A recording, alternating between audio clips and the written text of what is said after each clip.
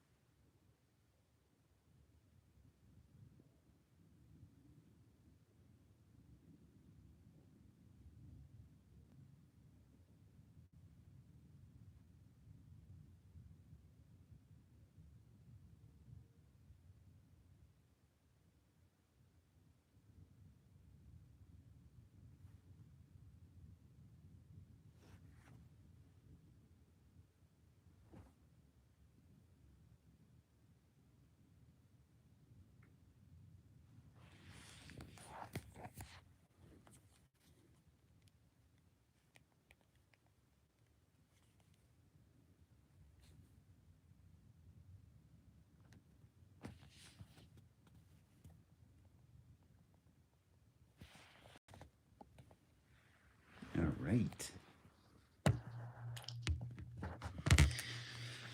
Glad it's working this time.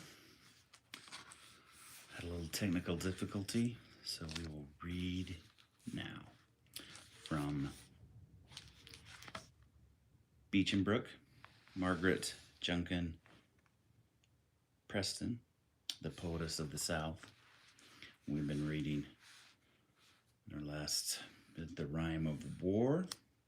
We're now on section 6.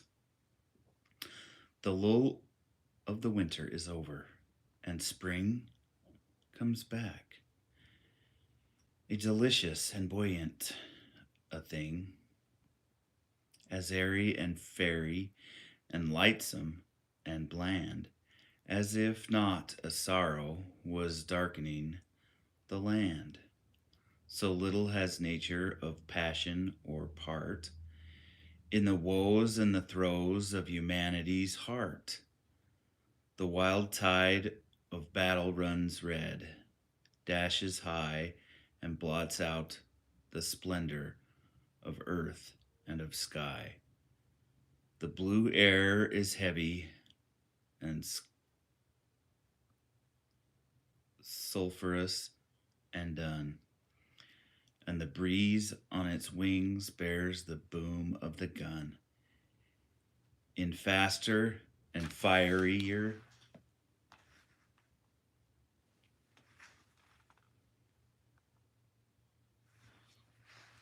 oops.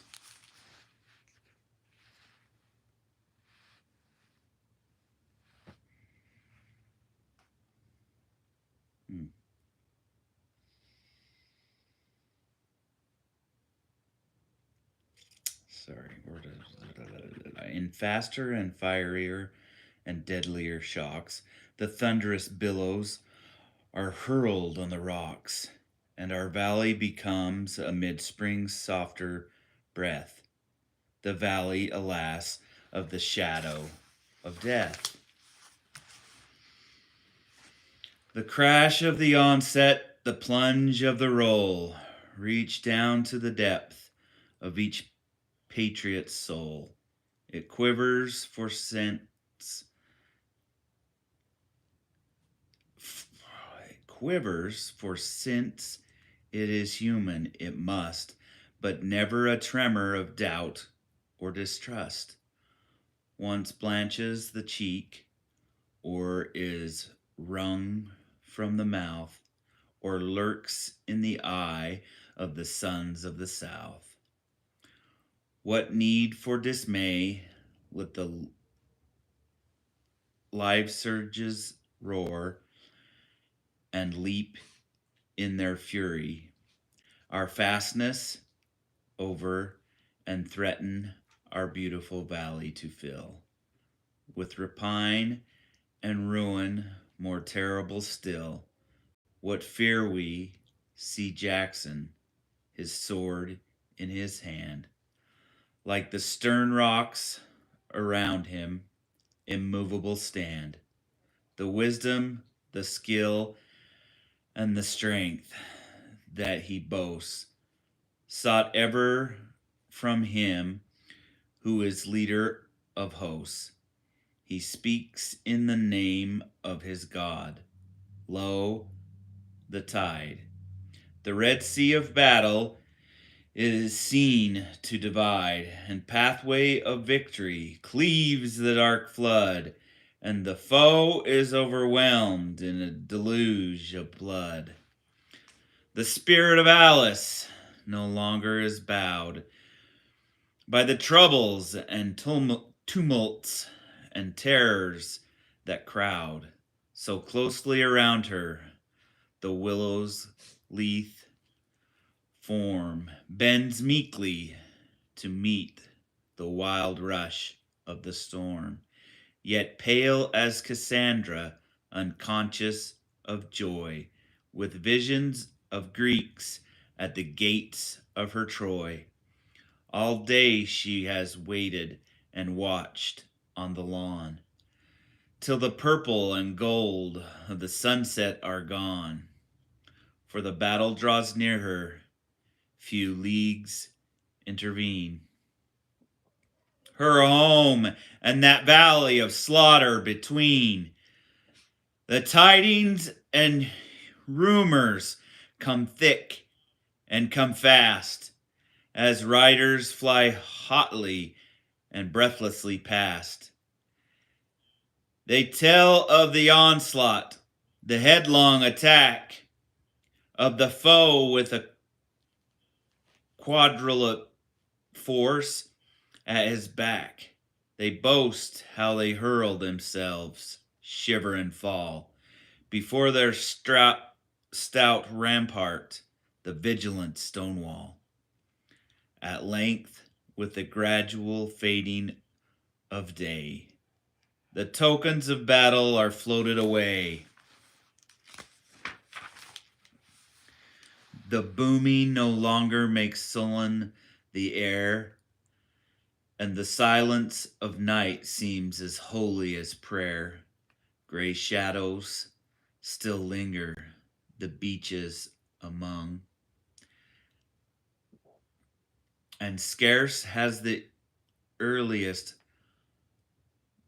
matin been sung,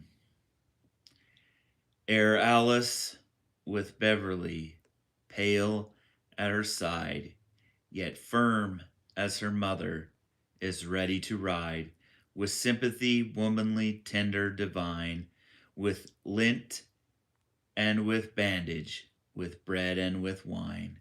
She hastes to the battlefield, eager to bear relief to the wounded and perishing there, to breathe like an angel of mercy the breath of peace over brows that are fainting in death.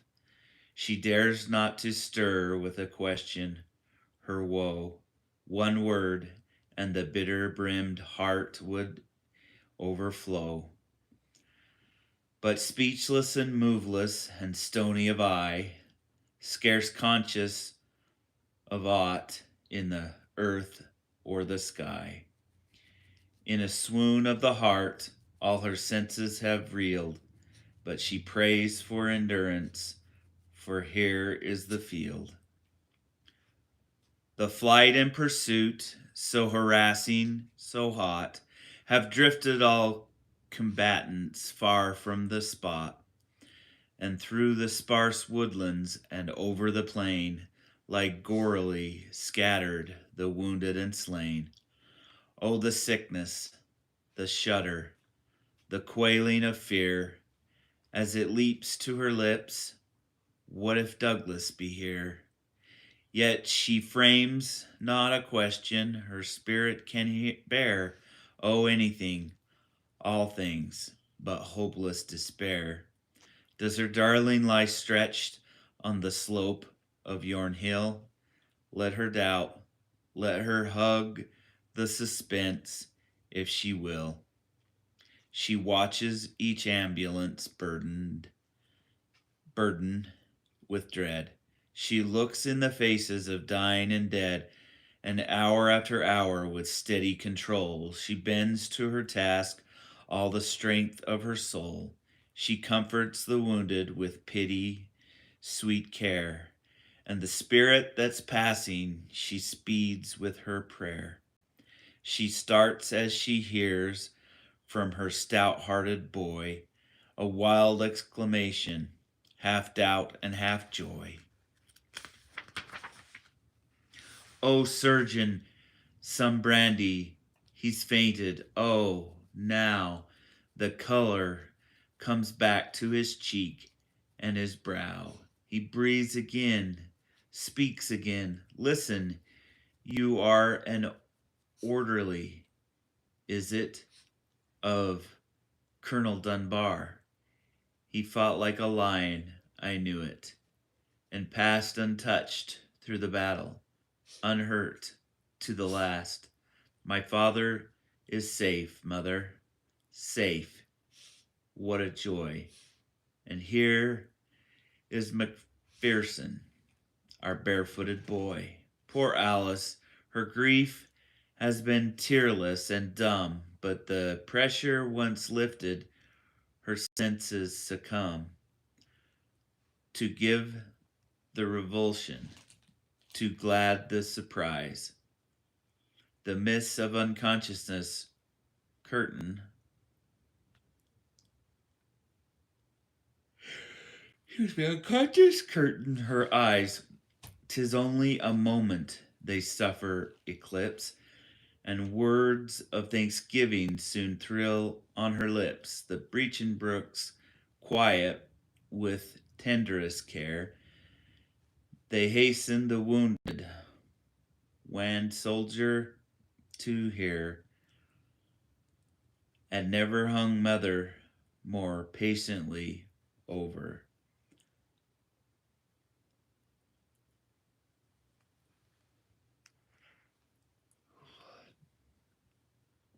Goodness gracious. To breaching brooks quiet with tenderest care, they hastened the wounded wan soldier to bear, and never hung mother more patiently over the couch of the child, her own bosom that bore, than Alice over the lone orphan, who lay submissively breathing his spirit away. He knows that existence is ebbing. His brain is lucid and calm in the pauses of pain, but his oh my goodness. But his round boyish cheek with no weeping is wet, and his smile is not touched with a shade of regret. No murmur is uttered, no lingering sigh escapes him, so young, yet so willing to die. His garment of flesh he has worn undefiled. His faith is the beautiful faith of a child. He knows that the crucified hung on the tree, that the pathway to bliss might be open and free. He believes that the cup has been drained. He can find not a drop of the wrath that had filled it. Behind it, ever a doubt of misgiving assault. His finger he puts on the print of the nails. If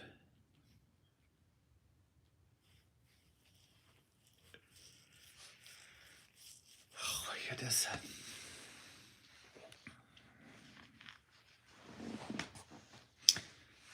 Yeah. Let's see. Christmas hung on the tree that the pathway to bliss might be open and free. He believes that the cup has been drained. He can find not a drop of the wrath that had filled it behind. If ever a doubt or misgiving assails, his finger he puts on the painting of the wall of the nail.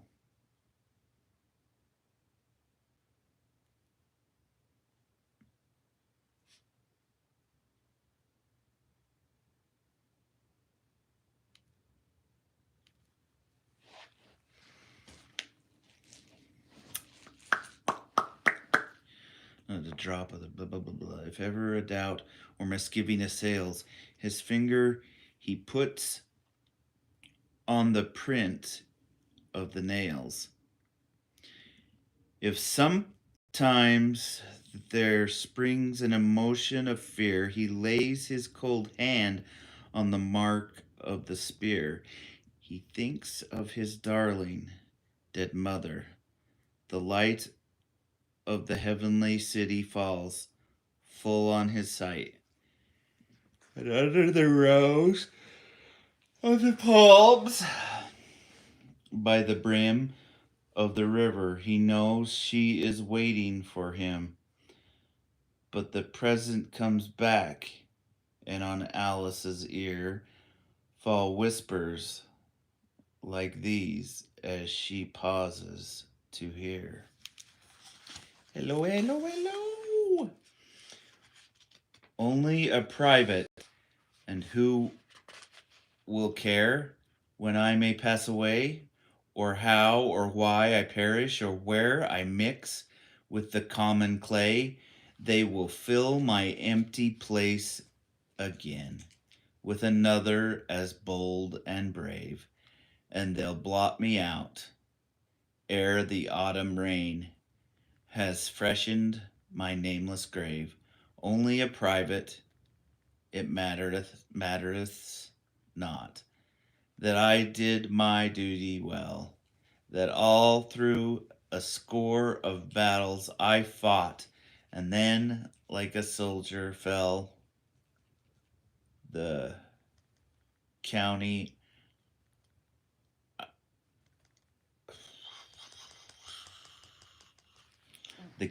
I died for never will heed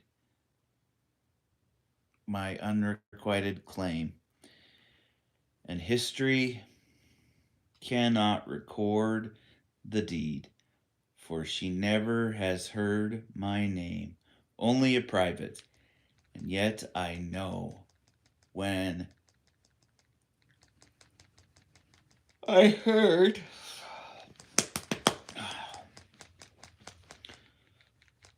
heard the rallying call. I was one of the very first to go, and I'm one of the many who fall. But as here I lie, it is sweet to feel that my honor's without a stain, that I only fought for my country's will, and not for glory or gain. Only a private, yet he who reads through the guises of the heart, look not at the splendor of the deeds, but the way we do our part. And when, oh my goodness, my gracious, only a private, yet he who reads through the guises of the heart looks not at the splendor of the deeds, but the way we do our part. And when And when he shall take us by the hand, and our small service own, they'll a glorious band of private stand as victors around the thrones.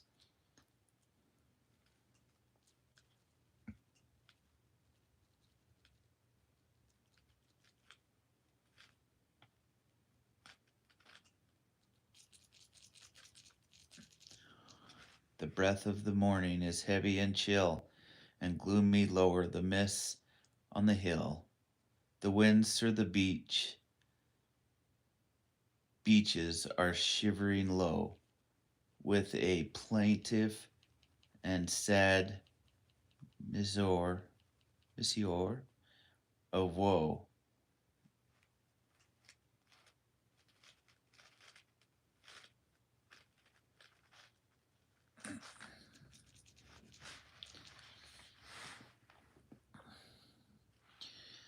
Oh, so tired.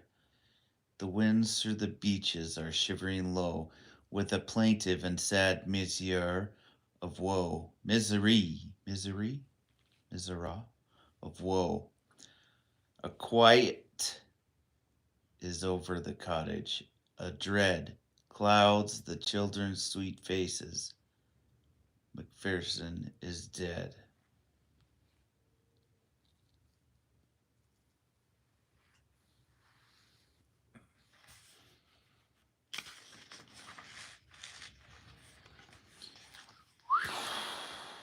Tired. Made it.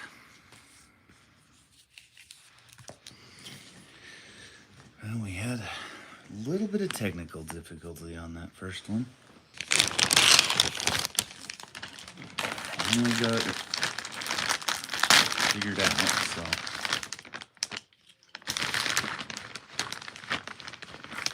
Oh.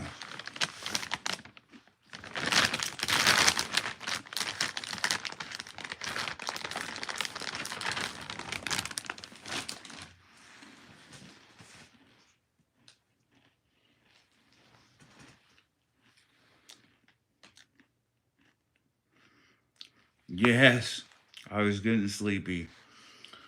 Worked all night.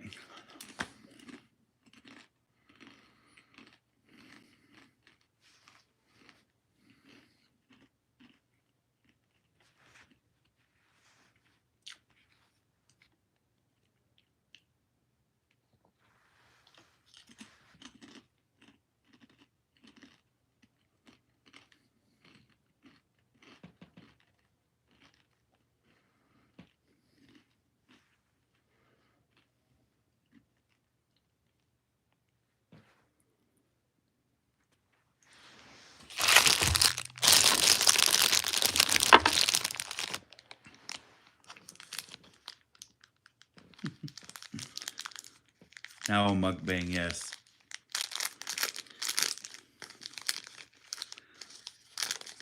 Let's try this white Reese's egg. Not too shabby. How was your day, Miss Southern Belle?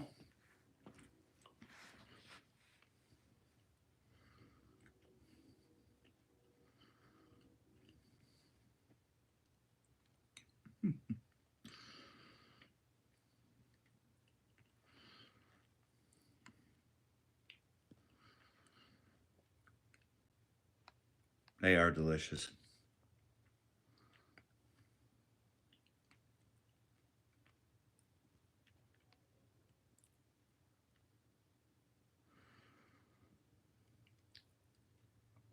Right on. Well,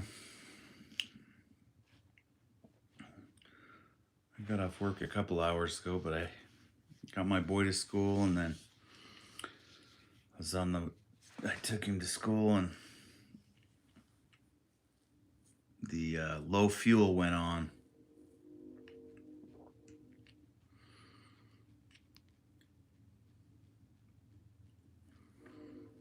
He did a tech video. I'll have to check it out.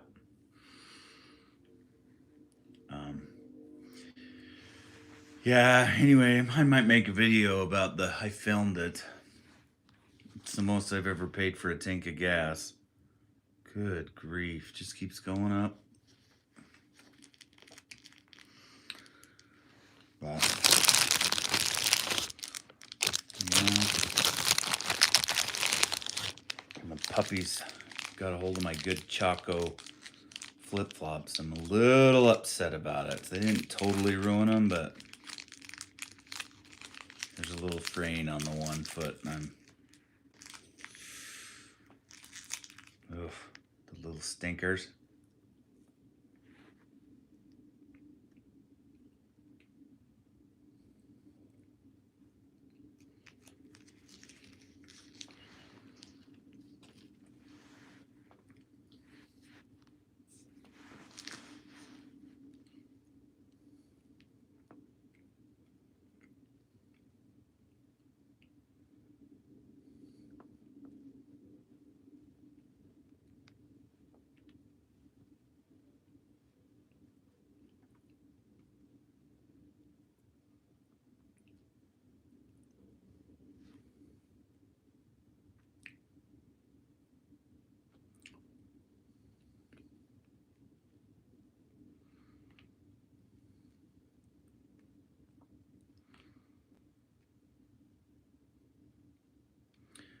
Well, I'm gonna get to sleep, but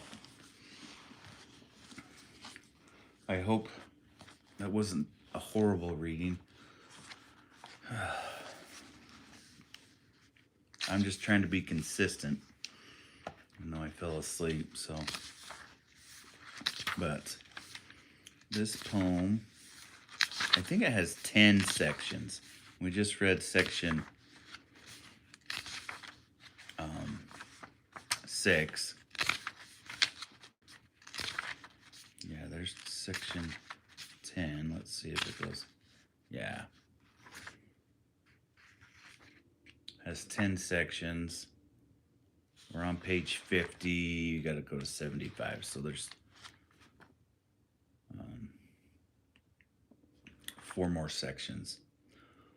So that'll be 4 more episodes right there. I was a little do I count the one I had technical difficulty? I was trying to do this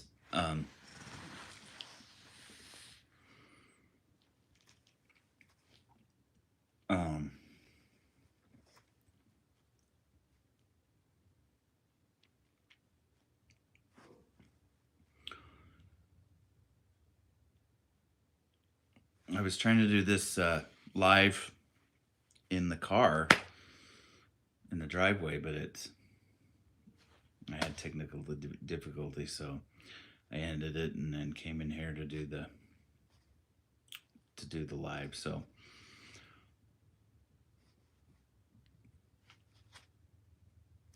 anyway, and then when I was setting this up, I said, "I'll just go with the next number." It's like 20 seconds, the other one. But anyway, so here we have it. This one's just going to be just under 30 minutes. But watch some playlists, everybody.